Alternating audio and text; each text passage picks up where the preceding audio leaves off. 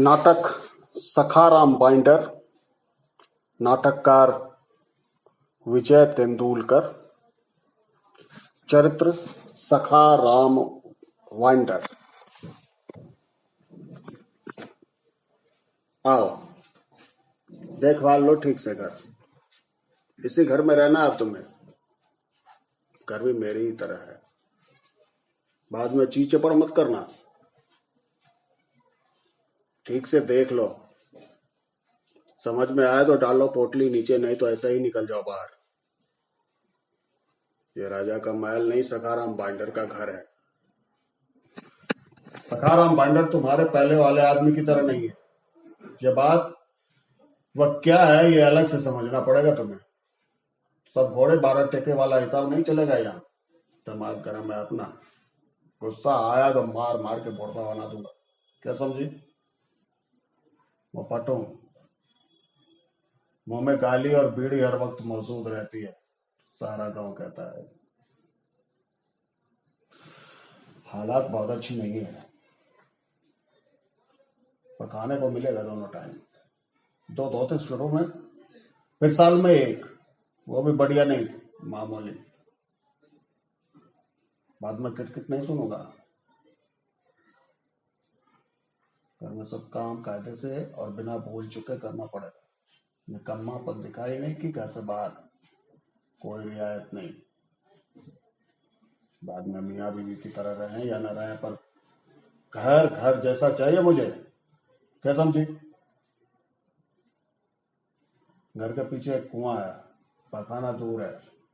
गर्मी में सूख जाता है, पानी नदी से लाना पड़ता है, मील भर है।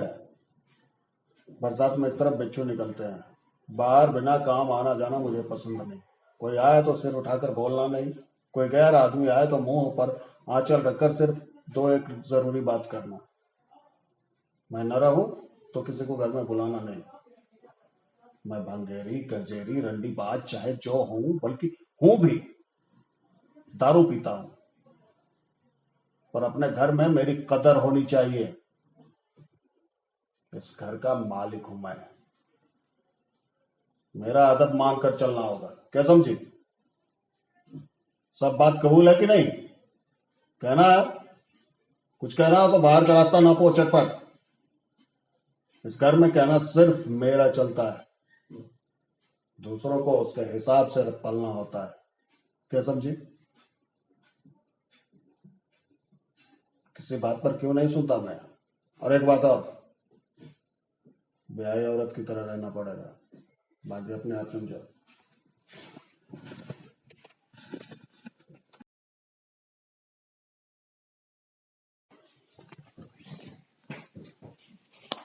नाटक तुगलक, नाटककार गिरीश कार्नाड, चरित्र मोहम्मद बिन तुगलक।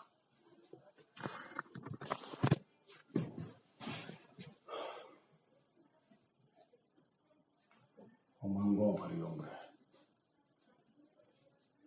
पूरे आलम को फतह करने, ख्वाब देखने की उम्र है। मैं भी जब पहली मर्तबा दौलताबाद आया था तब 21 बरस का था। उसे किले की तामीर में लगा था। एक रात मैं अकेला इसी जगह पुराने किले के पोल्स पर खड़ा था। करीब ही मशालची के हाथ में मशाल अपने सुनहरे पंखों को फड़फड़ा रहा था। किले का एक आधा गुंबद आसमान को अपने सीने में समो लेने की कोशिश कर रहा था।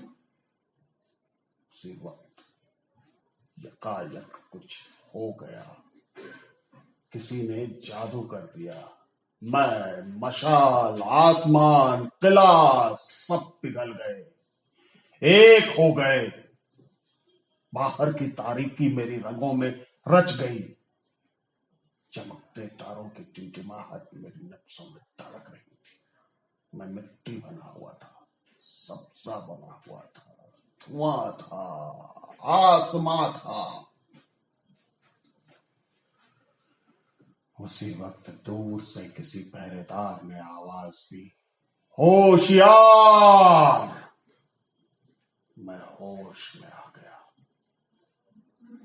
अध चला मशाल, अध बना गुम्बद, सब जुदा हो गए। सिपाही, यह मत सोचो कि हम तुम्हारी नौजवानी से रश्क कर रहे हैं। जूझने के लिए अभी बहुत जिंदगी पड़ी है तुम्हारे पास। मुझे देखो, मुद्दत बाद फिर यहां आया हूं, उसी खोई हुई रात की तलाश में निकला हूं।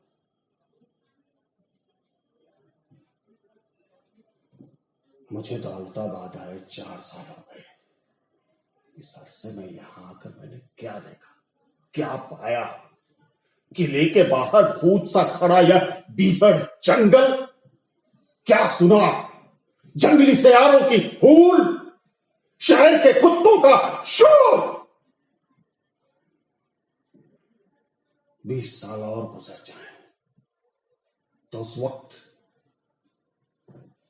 तुम मेरे बराबर के हो जाओगे, और तब मैं इस जंगल के नीचे दफन रहूंगा। उस वक्त क्या तुम मुझे याद करोगे? खामोश क्यों हो?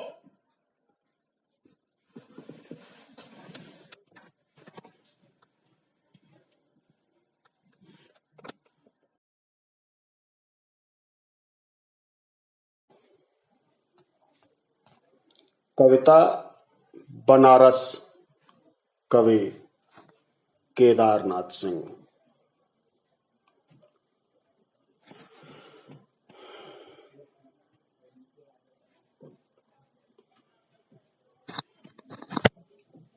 इस शहर में बसंत अचानक आता है, और जब आता है तो मैंने देखा है लहर तारा या मड़ुआ डीह की तरफ से उठता है धूल का एक बवंडर, और इस महान शहर की जीभ किरकिराने लगती। जो है वह सुबकता है, जो नहीं है वह फेंकने लगता है पचकियां। आदमी दशाश्वमेध पर जाता है और पाता है कि घाट का आखिरी पत्थर कुछ और मुलायम हो गया है। सीढ़ियों पर बैठे बंदरों की आंखों में एक अजीब सी नमी है, और एक अजीब सी चमक से भर उठा है भिखारियों के कटोरों का निचाट खालीपन। तुमने कभी देखा है खाली कटोरों में बसंत का उतरना? यह शहर उसी तरह खुलता है, इसी तरह भरता है और खाली होता है यह शहर। इसी तरह रोज रोज एक अनंत शव ले जाते हैं कंधे अंधेरी गली से चमकती हुई गंगा की तरफ। इस शहर में धूल धीरे धीरे उड़ती है, धीरे धीरे चलते हैं लोग, धीरे धीरे बजते हैं घंटे, शाम धीरे धीरे होती है। यह धीरे धीरे होना, धीरे धीरे होने की एक सामूहिक लय दृढ़ता से बांधे है समूचे शहर को। इस तरह कि कुछ भी गिरता नहीं है, कि हिलता नहीं है कुछ भी, कि जो चीज जहां थी वहीं पर रखी है, कि गंगा वही है, कि वहीं पर बंधी है नाव, कि वहीं रखी है तुलसीदास की खराम सैकड़ों वर्ष से। कभी सही सांझ बिना किसी सूचना के घुस जाओ इस शहर में। कभी आरती के आलोक में इसे अचानक देखो। अद्भुत है इसकी बनावट। आधा जल में है, आधा मंत्र में, आधा फूल में है, आधा शव में, आधा नींद में है, आधा शंख में। अगर ध्यान से देखो तो यह आधा है और आधा नहीं है। जो वह खड़ा है बिना किसी स्तंभ के, जो नहीं है उसे थामे है राख और रोशनी के ऊंचे ऊंचे स्तंभ, आग के स्तंभ और पानी के स्तंभ, धुएं के, खुशबू के, आदमी के उठे हुए हाथों के स्तंभ। किसी अलक्षित सूर्य को देता हुआ अर्घ शताब्दियों से इसी तरह गंगा के जल में अपनी एक टांग पर खड़ा है यह शहर, अपनी दूसरी टांग से बिल्कुल बेखबर।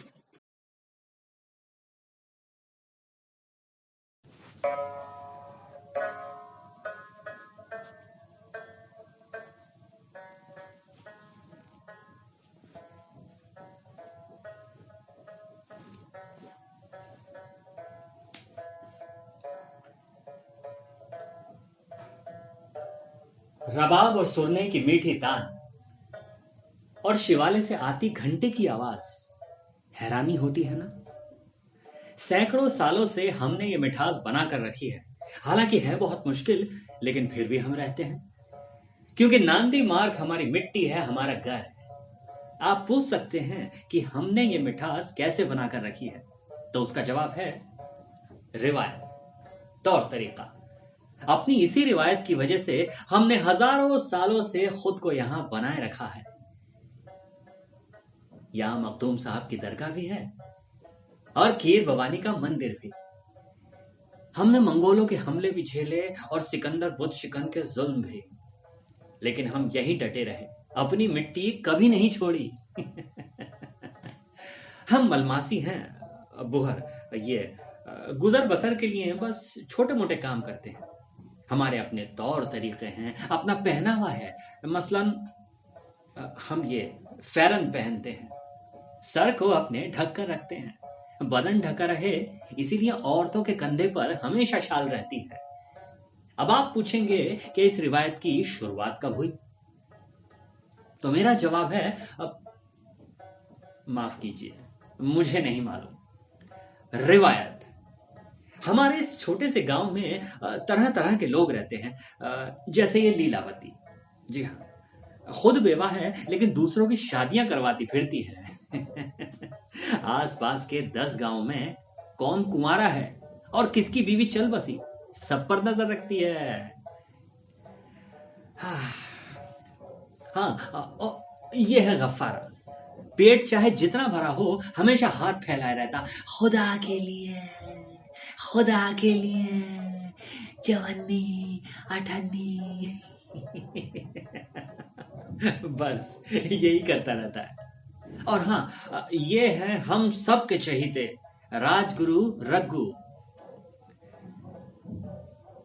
आपको एक बात बता दूं, हमारे अलावा इस इलाके में कई और भी लोग हैं, लेकिन हमें उनसे कोई परेशानी नहीं और उन्हें हमसे कोई शिकायत नहीं। और रही बात हमारी अपनी, तो सब कुछ ठीक ठाक ही चलता रहता है।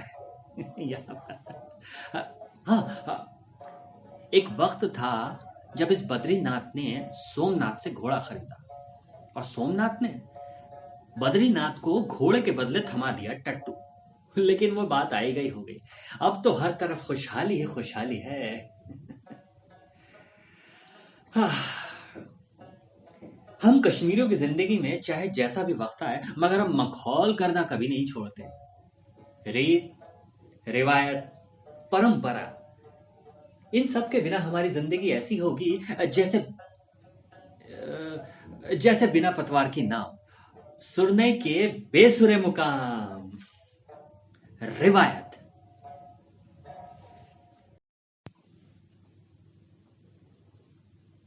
आप महान हैं सर, एकदम महान। जानते हैं क्यों? क्योंकि आपके नाम के साथ लगे हैं 3 जादुई अक्षर, the 3 magics letters, IAS। Kishore Chandra Sharma, IAS commissioner culture. हर वक्त आपकी महानता के चर्चे। आप 40 के हुए तो पत्रिकाओं के विशेषांक, आप 50 के हुए तो पत्रिकाओं में हाहाकार। आप महान हैं सर, एकदम महान।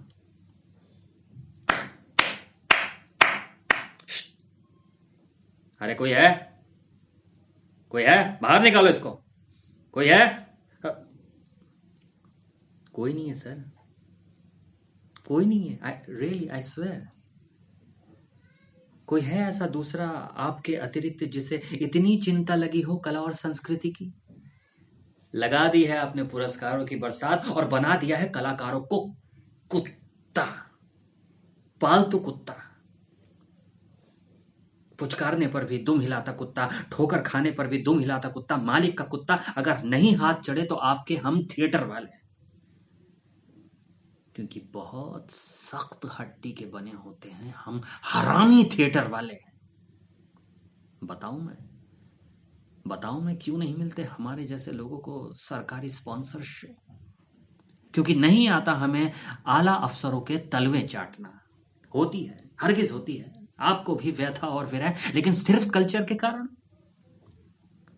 मर रहे हैं वहां पर हजारों, लाखों, करोड़ों लोग बीमारी से, हादसे से हजारों लोग मर रहे हैं, लेकिन आपको खाए जा रही है पॉलिटिक्स और सिर्फ फेस्टिवल की चिंता। क्यों?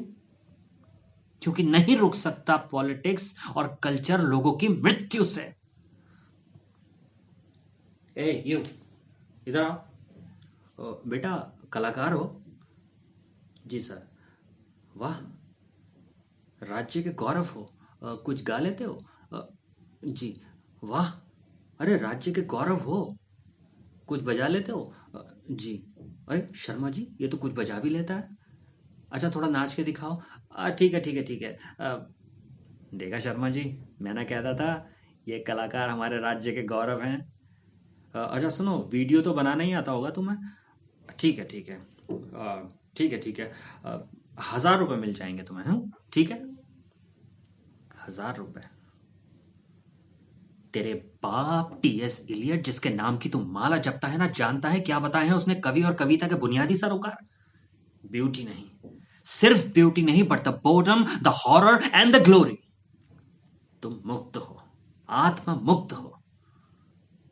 1000 रुपये, हाँ? बहुत पीड़ा हो रही है ना? अरे तेल और चटाई लेकर हमेशा अपने पास रखने चाहिए अगर इस तरह का शौक हो। कला के कंजर, तेरे हगने में कला है, कला तेरे तेरे तेरे मूतने में कला है, साले कला के कंजर। चुप क्यों है चुप? बताऊं मैं? जैसे साले तू चुप है ना इस वक्त, वैसे ही गोदों में टी साइलेंट है, कला के कंजर।